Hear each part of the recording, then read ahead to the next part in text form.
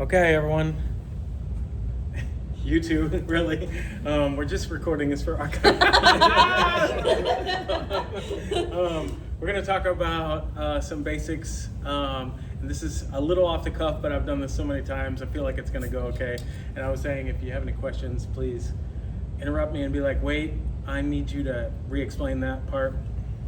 Okay, so one of the things that we need to talk about is some terminology.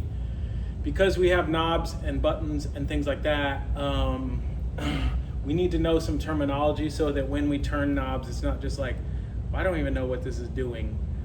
So we're going to talk about decibels, and we're going to talk about, which is lowercase, uppercase b, lowercase d, uppercase b.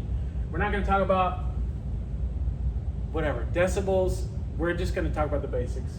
We can talk about how this bell is from Alexander Graham Bell, and deci is like a tenth of the original measure that he used, whatever, it doesn't matter. Really, the biggest thing here is like, there are some different measures of decibels that we kind of care about. And so like, what does 1 decibel? Decibel can measure a ton of things. It can measure like voltage. It can measure like sound in the air. That's usually what we, like a sound meter is doing, right? It's measuring, but it's all kind of related. 1 decibel of sound is like just like, you can just hear that change. So 1 is almost can't tell. 3 is a slight change. I don't know if this is slight. And this is significant.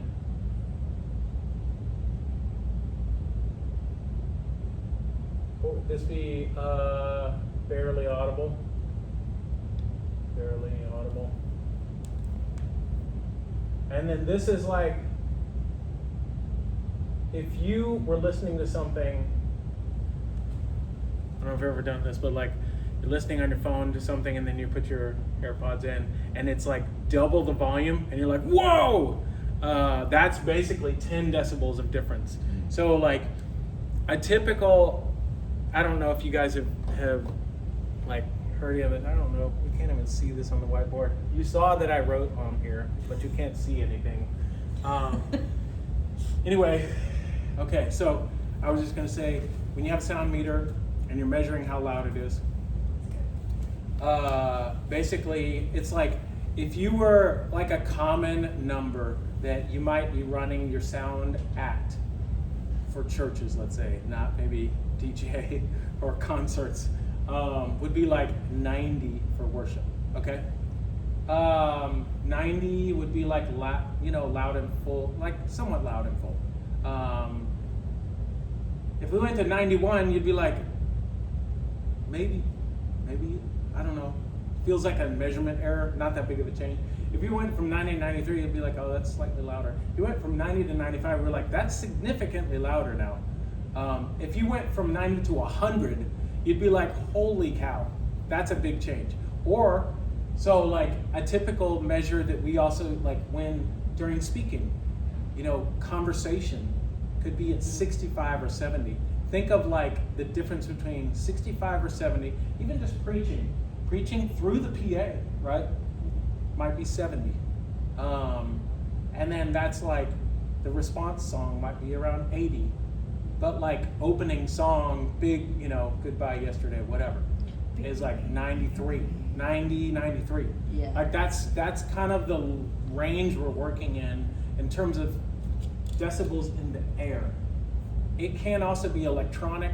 We're gonna see how changing the measure of things, like if you want more or less of something, you generally are talking about decibels on the soundboard. So that's really how that relates. Now another one is frequency. Frequency is like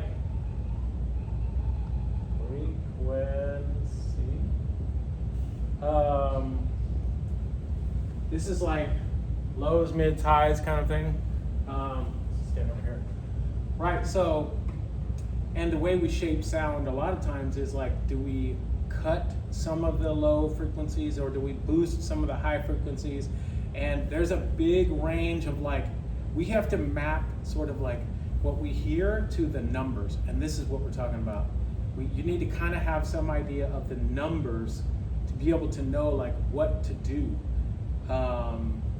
The whole question of like, what should a guitar sound like is another question. If you had in your mind what the guitar needs to sound like, and it doesn't sound like that, like if it's too mid-rangey, you know, like wah, wah, wah, wah, like too much mid-range, you'd be like, I need to cut the mid-range. Wait, can you, what do I do now? That's helpful. Can you explain, like, in the guitar sense, like, if you're hearing if it sounds like the low, like, we'll use that language a lot of, like, okay, oh, the mids sound really high, or the highs sound really, or, you know, like. Too much mids. Can you maybe just, like, like, mids and then lows are like, and then highs are like, we will definitely talk about that. So, okay. All right, so first, let's say human hearing is 20 hertz. Oh, might need a new to 20 kilohertz. That, who cares, right? It's lows to mids to highs, but again, we're trying to figure out do we have a better pen here? We're trying to figure out like maybe that blue one. Let's try it. That's good. Okay, thank you. I kept it open too long, I guess. All right, so again, we're trying to be like, the console is giving us numbers. We need, what does it sound like? So if we look at like this is a scale, and we're gonna say 20 hertz to 20K. What you might think like, well, I don't know. It's a weird scale. I'm going to say it that way, first of all, because it has to do, this is kind of the fundamental thing that I think is helpful to remember. The music and like frequencies together, where they intersect is the octave, okay? So let's say you have a tone. When I used to play violin, we would tune to 440 hertz. You tune your A, then you tune your D and G and E. Okay, so 440. An octave above that is double, 880. An octave above that, I have a math degree, so supposedly it's easy. 1760, whatever. You can keep doubling up, and you can also half it. So 440, and if you want to drop an octave, it's half, 220, 110, 65, no, 55. Whatever the other one is, whatever the next one is. All right, so you start thinking in terms of doubles, and also what I call decades, or what everybody calls decades. So here's the lows, mids, highs, 20 to 200. So just suspend belief for a moment. It doesn't have to make sense, but just, it kind of makes sense that like you go by tens here, because all of this stuff, with the doubling thing, the math gets really weird, okay? So 20 to 200, that has 3 octaves in it, basically.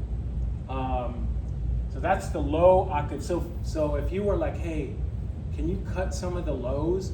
I would be looking at frequencies 200 to 20. That's easy, right? Okay. If I'm like, it's too mid-rangey, well, I would be looking in this range, 200 to 2,000. 2,000 is pretty high. So mid-range is kind of a little lower than that. And then 2K to 20K is like, if you think of like a snap or like a cymbal, or like when you're talking, the sound or the sh sound, like consonants in talking really live here. This 2K is called the center of articulation. Our ears are really attuned to that frequency. So sometimes if I'm like, man, I don't like how this sounds and I don't know what's wrong with it, I just start cutting there, because that is the most sensitive area of human hearing. And that's why all our consonants live in this range right here. 2K. 2,000 hertz. So let's say, all right, so if we were doing doubles here, we'll do 1K, Man, this is gonna get messed up here. Here's 500. Here's 250. Here's 125. What's next? 62 and a half. I happen to know these. What's next? 31 and a quarter. We're just gonna drop that part. 31. Okay. We're gonna say 63. Now this is easy. 1,000. What's next? 2,000. 2,000. Boom. They line up there. What's next? Double it. 4,000. 4K. 8K. It's way up here. 16. Now, I can't actually hear above 10K because I'm an old guy and concerts and whatever sound. But that's, if you think of like, oh, you can hear from 20 hertz to 20,000 hertz, and it sounds like I only have half my hearing because I can only hear up to 10,000 hertz. But that's actually only the last octave. It's way up here, right? So that's why you gotta be like, okay, learn the octave centers. That's what they're called. So these are the octaves. You start at 1K, you go up, you go down. And if you think in terms of like, the lows have 3 octaves. I know this feels like school, and this is what we have to get before, like you sort of, this is one thing you just gotta like memorize a little bit. This is, I'm gonna say there's 3 octaves here. And then we'll say like 2, 4, 8, 16 is like 4 octaves. I'm gonna push 2K down, or push 2K up. So you've got 3 octaves, and to be honest, we don't care about that one. The 16K is like mosquito tones, you know, like when kids are in school and Yeah, they play that little sound. they want to hear it, but they want to hear the ring, but the teacher can't hear the ring. So we're gonna cut 31, which is like incredibly like earth moving level of bass. So really we have, we're gonna say 2 octaves here. 250 could be either way, right? And then 3 octaves, and then this is 3 octaves. So we care about 8 octaves, and if you look at a piano, I mean, it's a pretty big range, right? It's all kind of laid out there. All right, so here are the octave centers we want. 63, 125, 250, 500, and so on. But that doesn't address the like, when somebody's guitar sounds bad, hey, there's too much mids. It'd be like, okay, if someone said that, or hopefully I would be hearing it, I would be like, there's too much mids there. Then pick a number for me to start with on the frequency to look at. Not too much bass. Too much mids. Oh, too much bass. 500. Perfect. Take 500, cut it.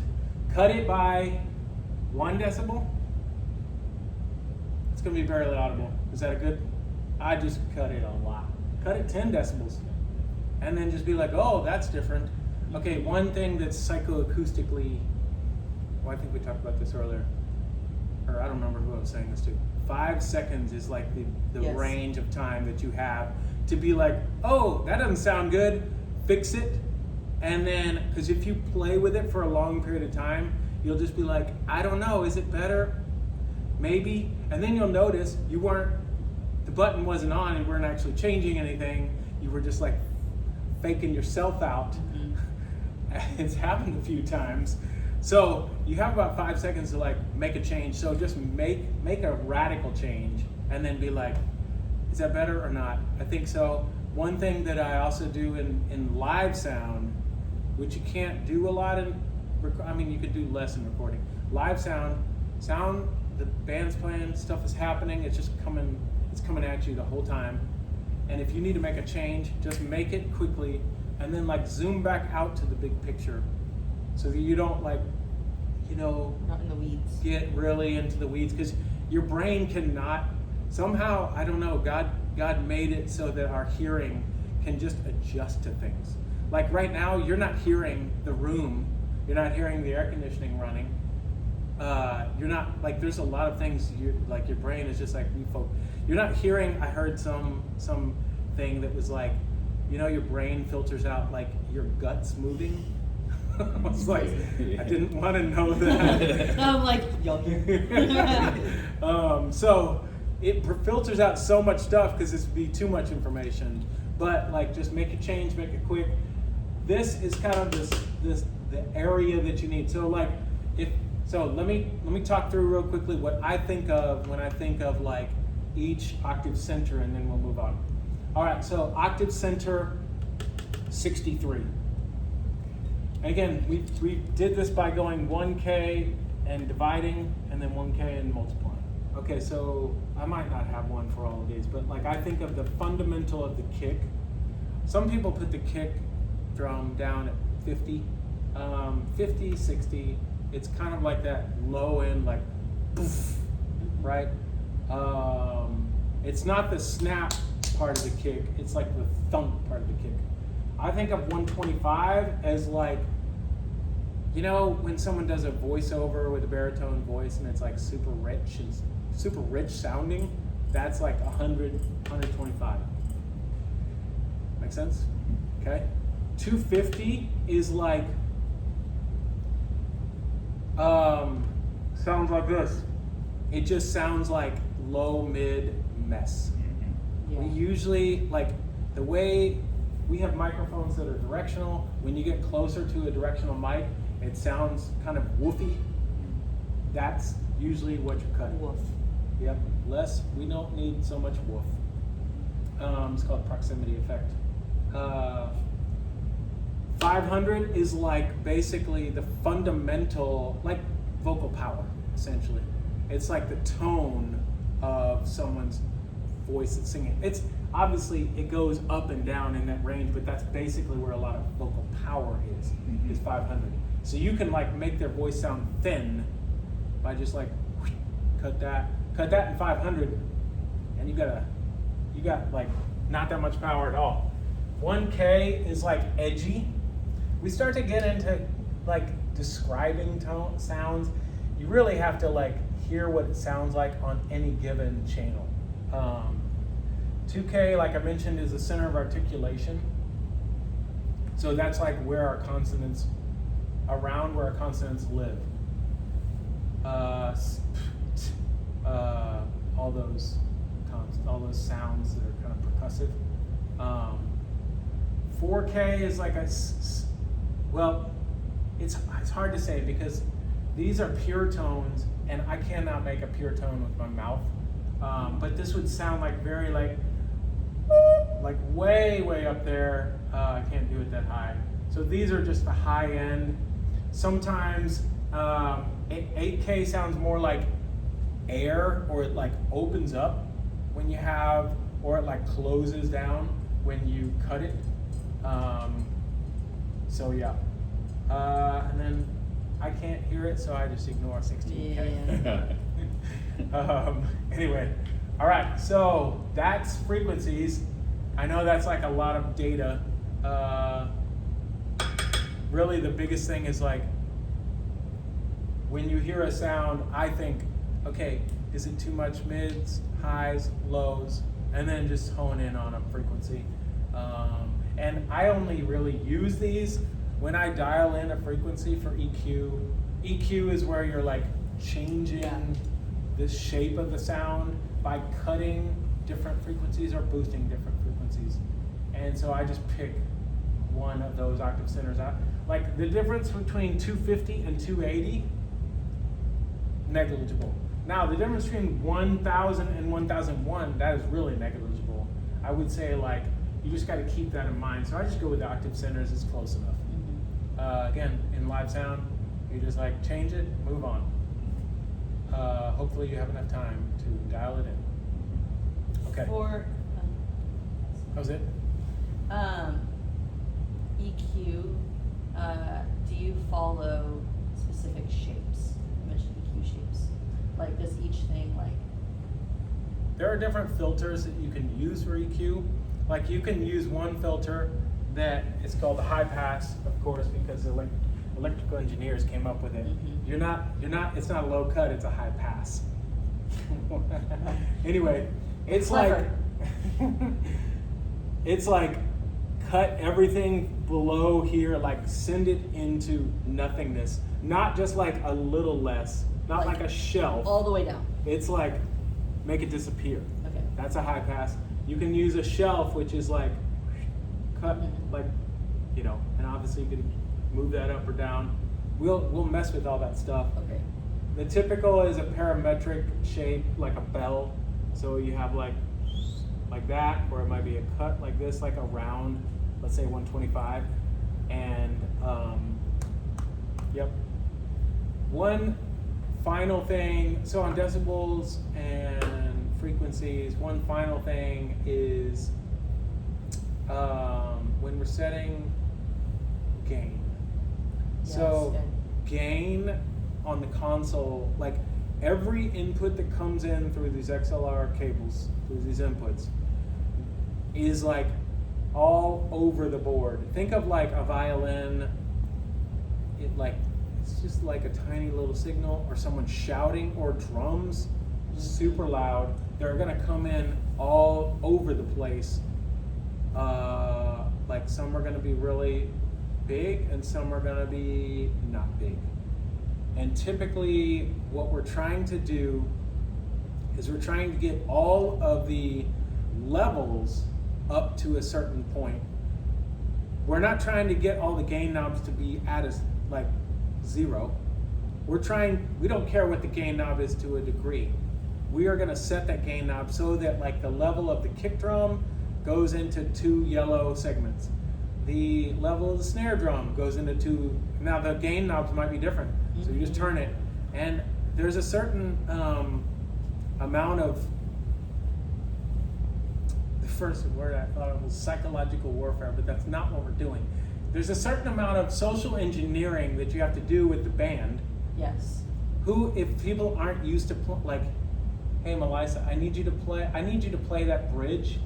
The biggest part, you just walked in the door, and I need you to like nail that bridge right now. Like at the As high loudest, and as because hard as you can go. we're gonna set the gain according to the loudest. Right. So I need you to just walk in and nail it, like American Idol or whatever, you know. Like, can you imagine? That's hard. As a sound person, I think this is what I need, and it's hard to be like, hey, I'm sorry. I know, you know. You just walk in. I just woke up. You're saying hello, and now I need you to nail that. I like hit that note hard.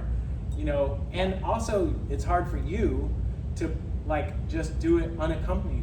You're like, what? Can you give me a key? You know, and so typically I have vocalists do it with some kind of accompaniment. But essentially, I need every source to be like at the loudest, and then I will set the gain so that everything, all the levels of those channels, basically come in the same. You gotta turn some down, gotta turn some up. And then the gain knob, basically a lot of other stuff happens in that channel, but if you change the gain knob, it will affect everything after that. So usually you want to set the gain knob, get it right, Yes. and then never touch it again. Yes. However, we live in the real world, so you sometimes have to change the gain knob after the fact. Like, oh, little Betsy was just like, I love you, Lord, and then she like belts it. Exactly. It sounded like a Betsy. Bless Yeah, her. for sure. But you're like, oh my gosh, that was like, you're in the red now. I just gotta gain that down. Yeah. So gains, we say in Texas, gains the main thing. Yo.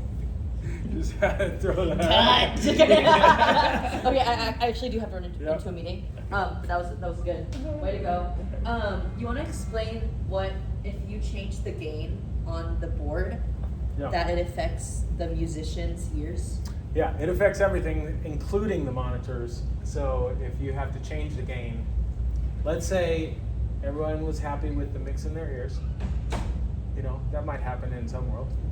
Just kidding. We want it to be great for them, but then I'm like, oh man, my snare drum is just like so many yellow segments. I ain't gain that thing down. And then the drummer's like, hey, what happened? Well, when you gain down, it changes the snare drum downward in everyone's mix and in the PA and with dynamics. So gain's the main thing. We'll get back to that. It's easy to remember, right? Okay, so frequency, octave. This is like the most schoolish thing we're gonna do, I think. We're gonna talk through a channel strip, but like what does everything do? But this is really like, learning these is pretty important. Learning the octave centers is really helpful because then you start to hear like you've only got basically eight options on any, and if you think of just low, mids, and highs, you got 3 options, And typically what we're doing is we're cutting things out, we're not boosting things up, but sometimes we boost things. All right, cut.